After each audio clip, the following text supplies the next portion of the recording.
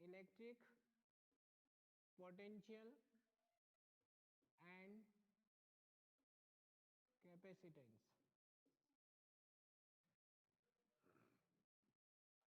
अब यहाँ ध्यान रखो, बिल्कुल थोड़ी देर के लिए सब कुछ लिखना छोड़ दो, केवल ध्यान मेरे पास रखो, मतलब बोर्ड पे रखो, मेरे पे तो नहीं रखना है, ऐसे में तो काला गलूटा हूँ।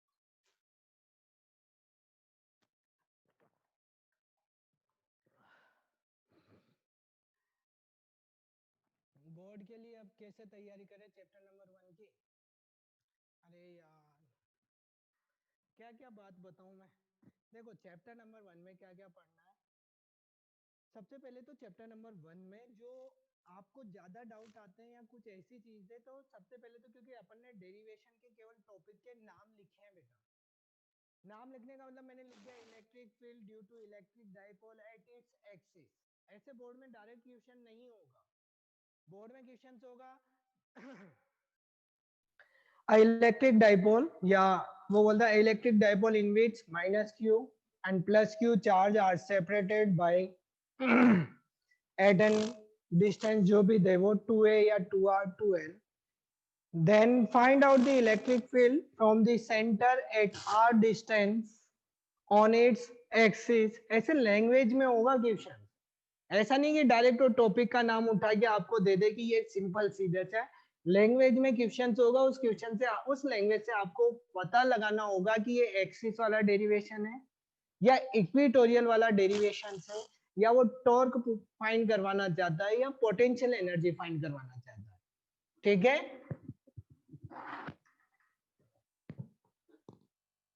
आपको गला खराब क्यों है? आपको गला अब वो गले की तो मैं क्या करूँ यार, पढ़ाते पढ़ाते ठीक है। इसके लिए आपको कुछ ज्यादा तो किसी ओल्ड क्वेश्चंस पेपर की बुक आती है, उसको ले और उससे क्वेश्चन पढ़े, आंसर खुद सोल्व करें तो पता लग जाएगा कि ये कौन से क्वेश्चंस को या किस डेरिवेशन को अपन से फाइंड करवाना चाहता है, उससे आपके डाउट सोल्व हो जाएंगे। सबसे पहले तो कि बहुतों को यही पता नहीं लगता कि ये डेरिवेशन करना था क्या, ये तो मुझे आता था, ऐसे भी प्रॉब्लम है बहुत सारों की। तो वो उस ओल्ड क्वेश्चन पेपर लें और उससे पढ़ें। अब जो फर्स्ट चैप्टर था, जो फर्स्ट चैप्टर में बहुत सारे डाउट पूछ रहे थे, सर बोर्ड डिले होगा। अरे यार ये सब बात की बात है, मैं चैट ही नहीं पढ़ रहा था, बहुत देर हो गई आपको चैट पे जाते हो। डाउट में सोच रहा हूँ डाउट क्लियर करें, लेकिन आपके डाउट तो अब आउटर डाउट चले गए, चैप्टर से आउट डाउट जा रहे हैं कि बोर्ड डिले होगा क्या, ये होगा। अब बोर्ड डिले होगा नहीं होगा वो जब देखेंगे यार। यहाँ मैं नहीं जा रहा कहीं पे भी, इस पे आ जाओ आप। इलेक्ट्रिक पोटेंशियल एंड कैपेसिटेंस, इसकी बात कर रहे थे चैप्टर नंबर 2। चैप्टर नंबर 2 में ध्यान रखना 2 पार्ट्स में चैप्टर है। चैप्टर ये किसका है? इलेक्ट्रोस्टैटिक्स का ही पार्ट है ये, ध्यान रखना। पार्ट किसका है ये? इलेक्ट्रोस्टैटिक्स का। इलेक्ट्रोस्टैटिक्स में मैंने स्टार्टिंग में बता दिए थे इलेक्ट्रिक फील्ड एंड चार्जेस, वो फर्स्ट चैप्टर था, ये सेकंड चैप्टर है। ठीक, इसमें चैप्टर कितने पार्ट में डिवाइडेड? 2 पार्ट में, एक तो पढ़ेंगे पोटेंशियल और दूसरा पढ़ेंगे कैपेसिटेंस। अब बोर्ड की बात करें तो इसमें 5 डेरिवेशन आएंगे पोटेंशियल में। कितने डेरिवेशन है? 5। कैपेसिटेंस में 3 तो पैरेलल प्लेट कैपेसिटर के डेरिवेशन है, एक पोटेंशियल एनर्जी फाइंड करेंगे, एनर्जी डेंसिटी, और कॉम्बिनेशंस ऑफ कैपेसिटर है, चैप्टर खत्म हो जाएगा। मतलब इसमें भी 5 है, इसमें भी 5 है, 5 डेरिवेशन है। ठीक, अब वो है तो इजी, कोई ऐसी टफ बात नहीं है। सबसे पहले बात करें इलेक्ट्रिक पोटेंशियल, पहले किसकी बात कर रहे हैं अपन? Electric potential. अब ये क्या होता है इलेक्ट्रिक पोटेंशियल? तो यहाँ पे ध्यान रखना बेटा, मान लो ये कोई भी चार्ज है, यहाँ पे चार्ज होगा तो इसका इलेक्ट्रिक फील्ड होगा नहीं होगा? अरे होगा ना इलेक्ट्रिक फील्ड। यहाँ पे कोई चार्ज है, इसका इलेक्ट्रिक फील्ड है, इसके इलेक्ट्रिक फील्ड में मैं ये इन्फिनिटी से किसको, unit test charge q naught को लेके आता हूँ। किसको लेके आता हूँ? यूनिट टेस्ट चार्ज को। जब क्यू नॉट को लेके आता हूँ तो ये इस पे रिपल्सिव फोर्स अप्लाई करेगा नहीं करेगा?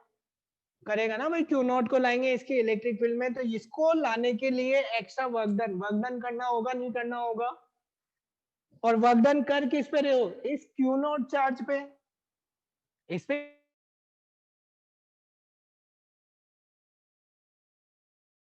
पे कर रहे हो, इस क्यू नॉट चार्ज पे डन किस पे, यूनिट टेस्ट चार्ज पे। होगा क्या, देखो डेफिनेशन क्या है, रटो मत, याद करो। The work done to bringing a unit positive test charge from infinity to in electric field without acceleration, यानी कि ऐसे नहीं मूवेबल ला रहे हैं, ठीक। This is known as electric potential. मैं डेफिनेशन लिखाऊंगा, अभी टेंशन मत लो, एक तो बहुत सारे कहीं दोबारा से बोलो, अभी बोल दूंगा। पहले मैं समझा रहा हूँ, जो समझने की कोशिश करें कि इलेक्ट्रिक यहाँ पे क्या है, कोई चार्ज पॉजिटिव, और यहाँ पे भी कोई चार्ज रखा हुआ है, ये क्यू चार्ज का इलेक्ट्रिक फील्ड होगा इसका। भाई यहाँ मैग्नेट रखी हुई तो इसके सराउंडेड क्या होगा, मैग्नेटिक फील्ड। उसमें आप कोई दूसरी मैग्नेट लेके आओगे तो उस पर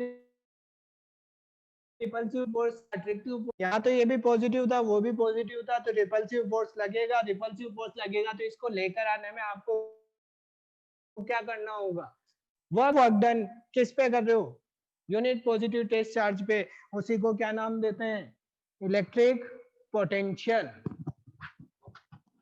ठीक है। वो क्या है, इलेक्ट्रिक पोटेंशियल। जो इलेक्ट्रिक पोटेंशियल है, तो लिखो डेफिनेशन इसकी, डेफिनेशन लिख ले। ये डायग्राम बना लेना, ये बाद में लिखना फॉर्मूला, पहले डेफिनेशन लिखो। The electric potential is defined the electric potential is defined as the electric potential is defined as the work done to bringing a unit positive test charge, work done to bringing a unit positive test charge from infinity to from infinity to in the electric field, the work done to bringing a unit positive test charge from infinity to in the electric field without any acceleration, without any acceleration, that is v equals to, next line में w by q। अब मेरा काम, आपका definition खत्म, v equals to w by q not. अब यहाँ ध्यान रखना बेटा, v equals to w by q not की बात कर रहे हैं, तो ये तो फॉर्मूला हो गया अपने पास, वर्क डन किस पे किया है आपने, यूनिट पॉजिटिव टेस्ट चार्ज पे। इसकी एसआई यूनिट की बात करोगे तो एसआई यूनिट क्या होगी, पोटेंशियल की एसआई यूनिट, अरे जल्दी बोलो, होगी यहाँ से तो जूल पर कूलम होगी ना, वर्क डन की जूल, चार्ज की कूलम, जिसको आप क्या नाम दोगे, वोल्ट। क्या नाम दोगे, वोल्ट। और पोटेंशियल वेक्टर है या स्केलर, पोटेंशियल वेक्टर है या scalar, potential is a scalar quantity, ठीक है, potential is a scalar quantity, scalar है, ठीक। अब सुनना, आरबीएससी का क्वेश्चन था, ये फर्स्ट क्वेश्चन था 1 मार्क्स में, what is the electric potential, और कब का क्वेश्चन है, पहला ही क्वेश्चन था, शायद 16 का ही, हाँ 16 का ही क्वेश्चन है आरबीएससी में, इंग्लिश मीडियम में first question CBS RBSC board का ये था, what is the electric potential and it is a scalar या स्केलर और वेक्टर। ध्यान रखना 1 मार्क्स का क्वेश्चन था, चाहो तो पेपर डाउनलोड करके देख लेना, आरबीएससी का फर्स्ट क्वेश्चन था, 16 का ही होना चाहिए वैसे। अब यहाँ तक तो ये हो गया। अब मुझे बताओ, एक सेकंड टॉपिक आता है इलेक्ट्रिक पोटेंशियल, ये तो है इसे, इसी के साथ आपके पास एक नेक्स्ट टॉपिक है इसी में, electric potential difference. Next topic कौन सा, इलेक्ट्रिक पोटेंशियल डिफरेंस, ठीक है। इलेक्ट्रिक पोटेंशियल डिफरेंस क्या होगा बेटा, कोई डेफिनेशन चेंज नहीं है, वो पागल बनाया जाता है। माइक अच्छे से लगा तो लिया यार, कैसे लगाओ, मेरा गला बैठ रहा है। माइक की मिस्टेक्स नहीं है, मेरे गले की मिस्टेक है, परमानेंट माइक की मिस्टेक है। अब परमानेंट को तो चेंज नहीं कर सकता मैं, तो मैं चेंज हो जाऊंगा। नीचे लगा देता हूँ। अब सही आ रही है आवाज? अरे अब सही है। डेफिनेशन रिपीट कर दो।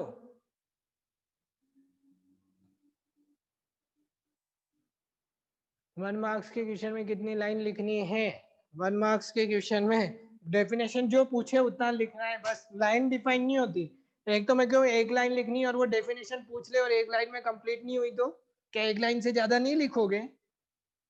मतलब जितना पूछे उतना, वन मार्क्स का मतलब जितना पूछे उतना, उससे एक्स्ट्रा नहीं लिखना है। 3 मार्क्स में भी उतना ही, मतलब वो लिमिटेड होता है, लेकिन 5 मार्क्स में वो जितना पूछे उससे ज्यादा लिखो। समझ गए? ये होती है लाइन से कोई डिफाइन नहीं होता है कि क्या होगा, कितना लिखना है कितना नहीं लिखना है। बात करें इलेक्ट्रिक पोटेंशियल डिफरेंस, क्या होता है electric potential difference? Difference potential, यार क्या रिपीट करूं मैं उसकी डेफिनेशन? अब मैंने थोड़ी कुछ देख के बोली थी, चलो मैं वापस याद करता हूँ, कुछ वही होगी तो मैं रिपीट कर रहा हूँ। भाई पोटेंशियल की डेफिनेशन बहुत सारों के कमेंट है, कुछ मिसमैच हो जाए तो वो आप सही करना है ना। Electric potential is defined as, नहीं होगी वैसे मिस्टेक, इतनी तो भगवान ने दी है। Electric potential is defined as, मैं डेफिनेशन को रिपीट कर रहा हूँ भाई ना। The electric potential is defined as the work done to bringing a unit positive test charge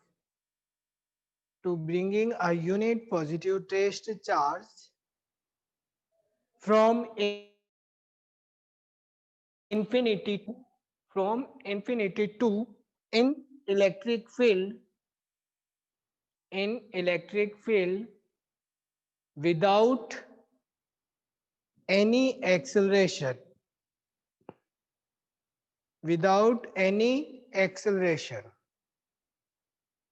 ठीक है, वहीं छोड़वा दी थी मैंने, इज नॉन एज या इज कॉल्ड, वो नहीं लिखा है ये इधर ये।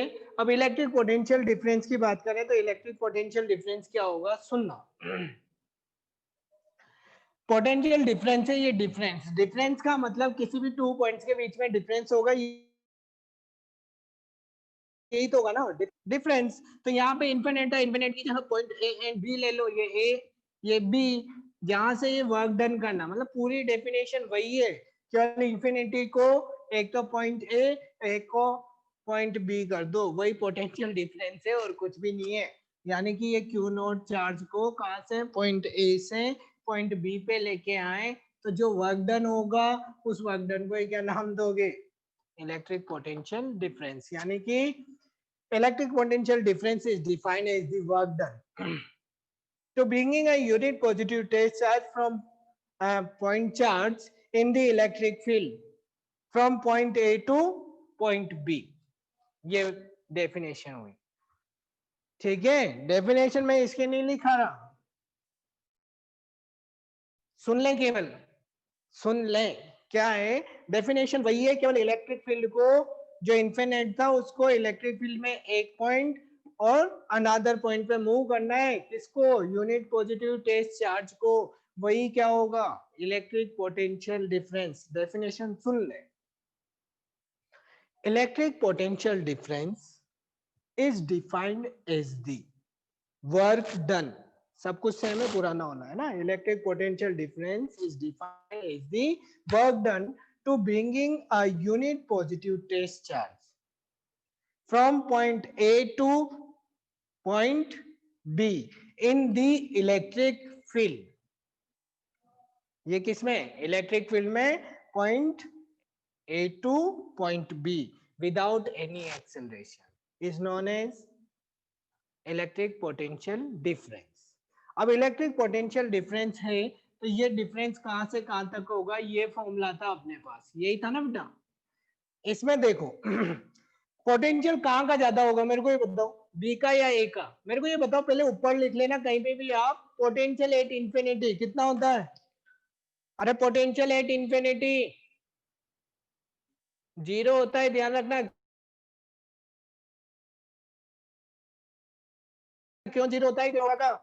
मैं यहाँ खड़ा हूँ, मेरी पावर क्या हूँ, इन्फिनिट तक होगी क्या? यहाँ एक मैग्नेट रख दो और एक इन्फिनिट पे कोई फोर्स अप्लाइड हो रहा होगा क्या? नहीं होगा। तो इसके थ्रू इन्फिनिट पे पोटेंशियल वर्क डन कुछ करोगे नहीं, जहाँ इलेक्ट्रिक फील्ड ही नहीं है तो पोटेंशियल जीरो लेके चलते हैं इन्फिनिटी पे। अब मुझे ये बताओ इन ए और बी में किस जगह पे पोटेंशियल ज्यादा होगा? बी का ज्यादा होगा, हाँ, क्योंकि बी कहाँ है, नियर टू इलेक्ट्रिक फील्ड। इसको लेके आ रहे हैं इधर, तो यहाँ पे पोटेंशियल ज्यादा होगा, तो इसको लिखने का तरीका होता है वी बी ए। और वर्क डन में जहां से लेके जाते हैं वहां तक का होता है, तो कहां से लेके गए, ए टू बी, तो ये होगा ए बी। तो इसको आप कैसे लिख सकते हो, V B minus V A equal to W A minus W B upon q naught. ये होता है पोटेंशियल डिफरेंस, ठीक है।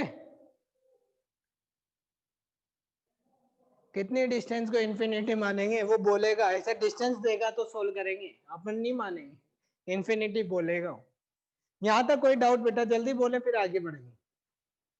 सर और बी पॉइंट इन्फिनिटी और इलेक्ट्रिक फील्ड के बीच में भी होगा ऑलवेज, मतलब मैं समझा नहीं। Sir what is W? अरे यार इतनी देर से डब्ल्यू की बात क्या कर रहे हैं, डब्ल्यू क्या है, डेफिनेशन क्या लिखी?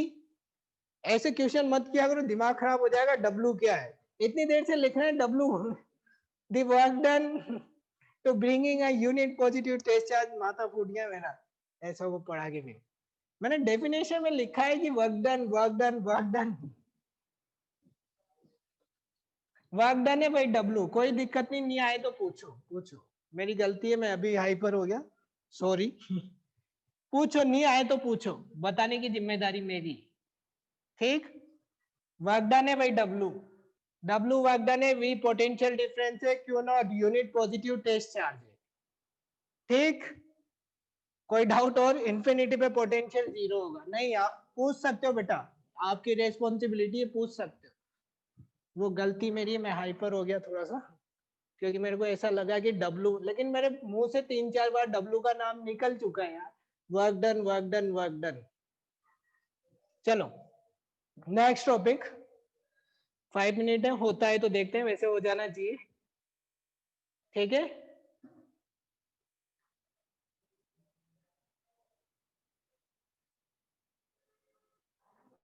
चलो कोई नहीं, यहाँ पे आ जाओ, आगे चलो। इलेक्ट्रिक पोटेंशियल होता है तो वैसे हो जाना चाहिए, छोटा सा डेरिवेशन नहीं, 3 मार्क्स का डेरिवेशन आता है, इंपॉर्टेंट है ना। इलेक्ट्रिक पोटेंशियल ड्यू टू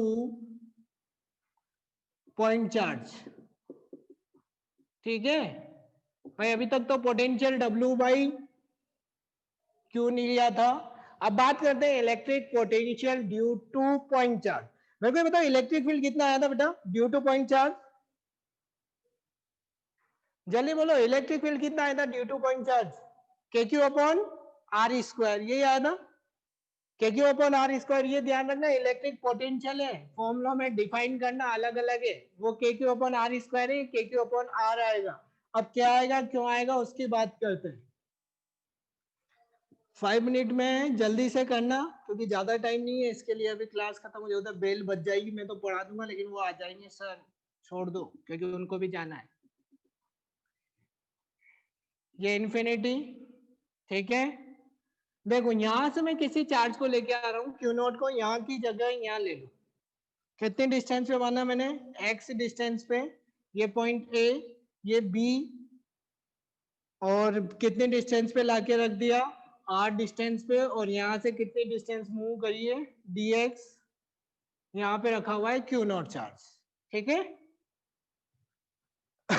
भाई इंफिनिटी से ला सकता था, लेकिन डेरिवेशन के लिए तो अपन ने क्या लिया, 2 पॉइंट्स लिए ए एंड बी। इसमें इस ए जो इनिशियल पोजीशन है वो एक्स डिस्टेंस पे है इस चार्ज से, क्यू चार्ज से।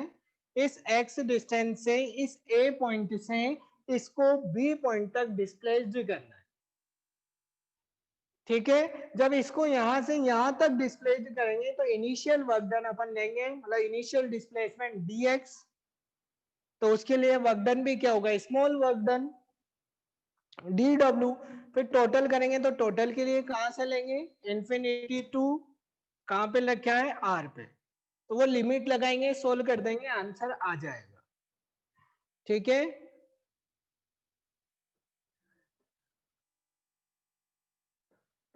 ठीक, सोल्व करें, ठीक है ना। अब इसकी थ्योरी जो है वो आप लिखोगे बेटा, थ्योरी क्या, ये जो डायग्राम में दिख रही है, ये मैं नहीं लिखाऊंगा बार बार यार, ठीक है ना। ये वाली थ्योरी कौन सी थ्योरी, कि वेट एक point charge q naught placed at x distance from the electric field, it's displaced a small distance dx and it is placed at r distance from the electric field। जो diagram में दिख रहा है वो आपको लिखना है,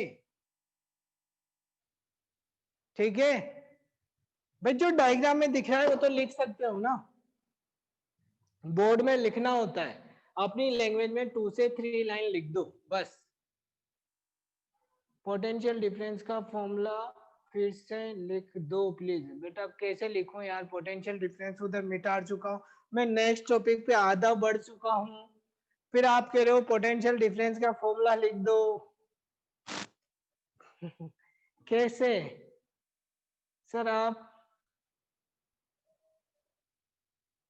पहले थ्योरी या डायग्राम, पहले डायग्राम फिर थ्योरी, या इधर डायग्राम तो इधर थ्योरी।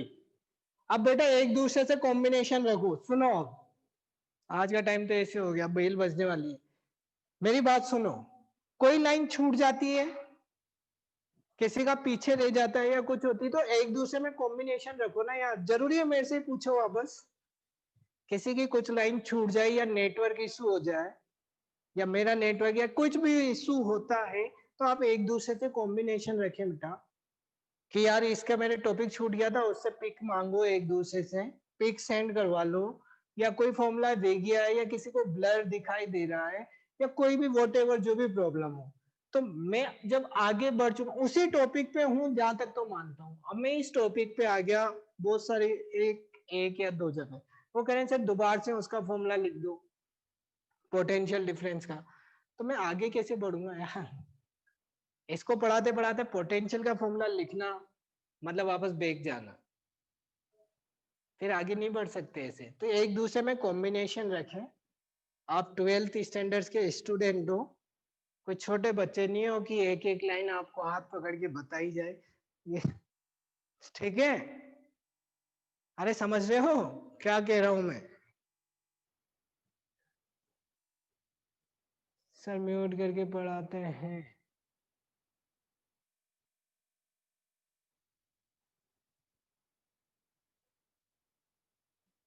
सर मैं टेलीग्राम में नोट्स भेज देता हूँ, अब जो भी है आप जैसे भी एक दूसरे को मैनेज करें वो मैनेज करें, ग्रुप भी है व्हाट्सएप पे, उसमें भी डाल दें। मैं कल से या तो बेटा फिर ऐसी चैट करोगे ना तो मैं चैट को भी बंद कर दूंगा, मैं अपने हिसाब से पढ़ाऊंगा, अभी मैं आपके एक एक डाउट ले रहा हूँ, मैं सोच रहा हूँ कि डाउट साथ के साथ क्लियर हो जाए, लेकिन फिर ऐसे ही करोगे ना कि यार पीछे जाओ वो जाओ वो जाओ, मैं चैट भी बंद करके पढ़ाऊंगा तो फिर आपके डाउट क्लियर नहीं होंगे, इसलिए जो पूछना है वो पूछे, ज्यादा इधर उधर कुछ टॉपिक ना करें। चलो ये डायग्राम बन गया, वापस यहाँ आ जाओ, वो बेल बज गई देखो,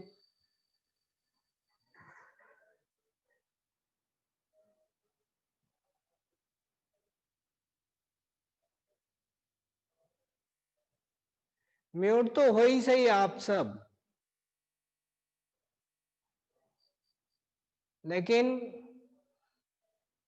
बेटा मैं चैट जो है वो चैट जो है ना, चैट सफिशिएंट करें, जो परफेक्टली डाउट पूछने लायक हो उसके पूछें, आप बार बार सभी टाइप ना करें वरना टॉपिक नहीं हो पाएगा। आज मुझे ये भी खत्म करवाना था, लगभग ये टॉपिक तो होना ही चाहिए था, ज्यादा नहीं हो तब भी ये टॉपिक तो होना ही चाहिए था। पोटेंशियल में क्या किया अपन ने, डेफिनेशन बेसिक भी पूरा नहीं हुआ यार, ऐसे बहुत टाइम लग जाएगा, इतना टाइम नहीं है, यदि रिवाइज का टाइम मिला तो अब हर एक चीज पूछना मैं बताऊंगा, रिवाइज का टाइम मिला तो, लेकिन मुझे पता ही नहीं मिलेगा क्योंकि ये फिजिक्स से कोई छोटा मोटा सब्जेक्ट नहीं है, और मुझे वैसे पढ़ाना नहीं आता कि एक टॉपिक छुड़ा दिया एक गए आगे, एक वैसे से मैं नहीं करूंगा, पूरा कंप्लीट सिलेबस पढ़ाऊंगा तो फिर सही ढंग से पढ़े बस, क्योंकि फिर ऐसे नहीं आता कि तुम्हारे, मैं क्या बोलूं, जैसे मैथ वाले सर आके केवल एनसीईआरटी में, मैं दूसरों की कुछ नहीं कह रहा, मेरे पास जो डाउट आए थे किसी बच्चों की वो बता रहा हूँ,